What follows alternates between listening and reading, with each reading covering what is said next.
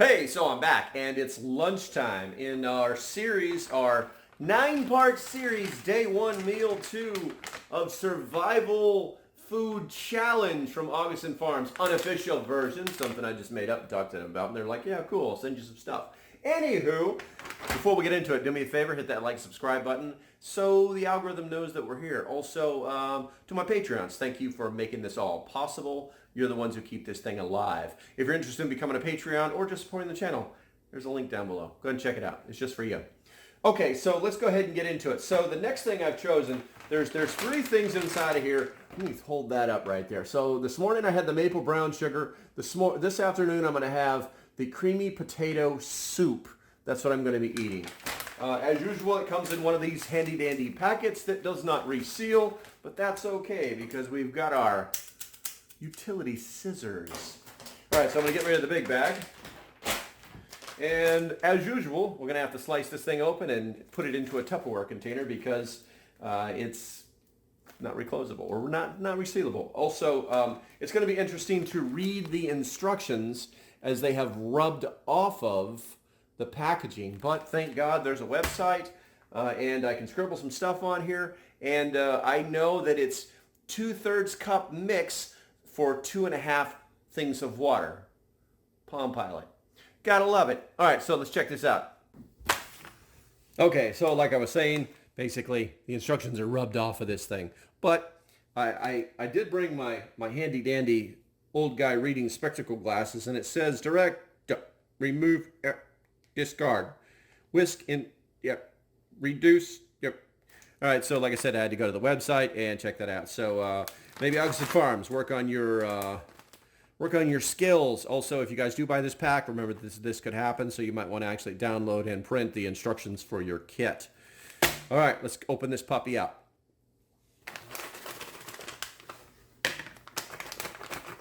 Just like before, we're going to pour it into a Ziploc container, or not a Ziploc container. We're going to pour it into a Rubbermaid container. That's what it looks like on the inside. It actually looks pretty good. We're going to go ahead and take that out for now. As usual, don't eat these. They're not delicious at all.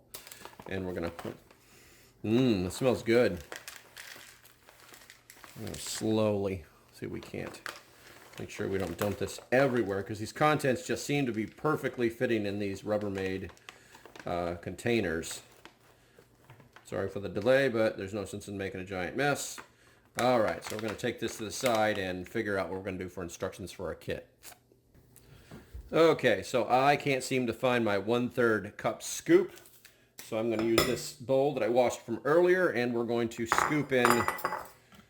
This is I'm sorry, my 2/3. So this is 1/3, and the mix has got like lots of little chunks in it. I guess these are potato chunks.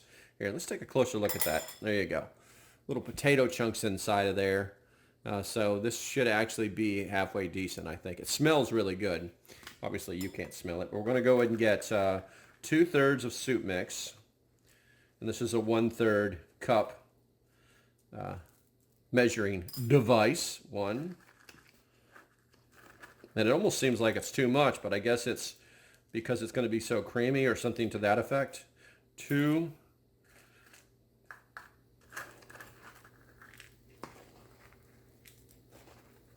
And we're going to call that 3. All right, then we'll just knock that down, and we're going to set that to the side, and we're going to cover it up.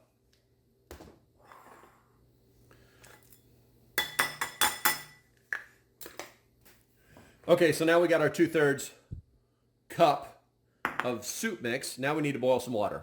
Being the prepared prepper that I am, that's kind of funny. I've already got 2/3 cup water set up over here, and we're just going to pour that in there. And then we're going to bring that up, and we're going to warm it up, because that's what the instructions said. I think it's really hard to read them. Okay, so now according to the instructions, I'm supposed to bring the water to a boil, which I have, and I'm supposed to slowly whisk in this. This is the smallest whisk. You would just usually use a spoon, but they did give me some free food, so I'm going to follow their instructions to the T as best I can. So we're just going to slowly try and whisk that in, I guess. We're going to use a different bowl because I have a feeling this bowl is too shallow to eat soup out of. I don't know that I've followed whisking instructions just yet, but I am going to mix it thoroughly. I think that was their general intent. There's a lot of heat coming off of this, and this little whisk is way too close to that gas burner, which never killed anybody, by the way. Thank you, U.S. government, for being stupid. Anywho, let's go ahead and we've got that in there. And then I'm supposed to let it cook for 12 to 15 minutes. I think I'm supposed to bring it to a boil. More than likely that's to activate some form of starch they have in it. And so that's what I'm going to do. But I'm also going to continue to mix it little by little until we get the consistency that we're looking for. As you can see, it's starting to congeal just a little bit. You can see where it's starting. Let me see if I can zoom in a little bit. It's starting to boil. And we're going to let it come to a boil, and we're going to put it on low and let it cook for 12 to 15 minutes. All right, it's actually kind of thick. I think the real reason for cooking it 12 to 15 minutes is to make sure that the potatoes fully hydrate. All right, I'm going to go ahead and turn the heat down. You can see it's boiling. I'm going to turn the heat out in 12, 15 minutes. We'll see you then. Just a quick update. In the middle of cooking, the potatoes, I've got this on my very lowest setting, basically almost a simmer setting. And the potatoes are firming up nicely, and the sauce is thickening, or should I say the soup is thickening. It's looking pretty good. It's smelling pretty good. And I'm not even a fan of potato soup. Halfway, it's cooking pretty good. Okay, so I'm going to turn the heat off. I've only cooked it for about 12 minutes. And I'm going to apply a little bit of camping theory, and it just can sit there and hydrate all by itself. But as you can see, the potatoes have completely, like almost, they've literally started to become substantive within the soup itself, almost not even making it a soup anymore. It's so thick, which is super awesome. So we're going to let this cool off a little bit, then we're going to put it in a bowl, and we're going to eat it for lunch. All right, so we've got the finished soup. I think it's cooled down to a temperature where we won't burn our faces off. It is substantially thicker. This is really, really looking good. This is several notches above MRE, I think. Very satisfied. Let me make sure that's in frame for you so you can actually see how thick it is. Very satisfied. So we're going to go ahead and put that in there. You get all that wholesome goodness, and you can see where some of it just kind of tried to cook. And I know I'm going to hear it. You're using a metal spoon inside of a non-stick pot. And I'm going to be like, and I'm also not using it as a carving device. Well, that sticky stuff. I want the good stuff. There we go. All right, so let's clean that up. Gordon Ramsay would be happy with me cleaning up the side of that bowl. All right, so that's what it looks like. It's looking good, guys. I'm going to go ahead and give it a try. All right, here we go. Looking good. Let's give this soup a try. Wow, it's really hot. Got to keep it out of my beard. Try anyway. I'm going to put it way over there.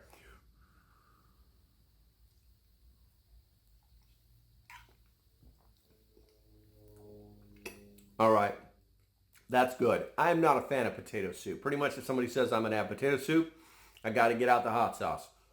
This is freaking good. All right, so I'm going to go ahead and eat my lunch, think about what we've learned, and I'll be right back. Oh, yeah. Got a little in. All right, guys, so what have we learned? Well, the food is delicious. I was very, very surprised. I'm not a fan of potato soup. It's exceptionally filling. So once again, I was very surprised. Also, back to the container. They really do need to make resealable containers. But I've got the old Rubbermaids out.